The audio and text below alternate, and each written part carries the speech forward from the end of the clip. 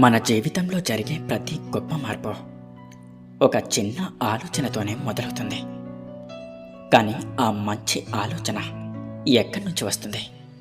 మన మనసులోకి మంచి ఆలోచనలు రావాలంటే ఏం చేయాలి? మన ఆలోచనలే మన భవిష్యత్తుని నిర్మిస్తాయంటే మంచి ఆలోచనలు ఎలా పుట్టించాలి? ఇది చాలా ముఖ్యమైన ప్రశ్న. మనస్సు అంటే ఒక విత్తన భూమిలా ఉంటుంది. మనం ఏ విత్తనాన్ని అందులో వేస్తామో అలాంటి చెట్టే పుడుతుంది. మనం ప్రతికూల ఆలోచనలు పెంచితే భయంతో, అసూయతో, క్షోభతో నిండిన జీవితమే ఎదుగుతుంది.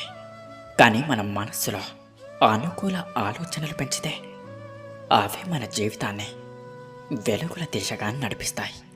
ముందుగా చుట్టూ ఉన్న వాళ్ళను పరిశీలించండి. మన ఆలోచనలు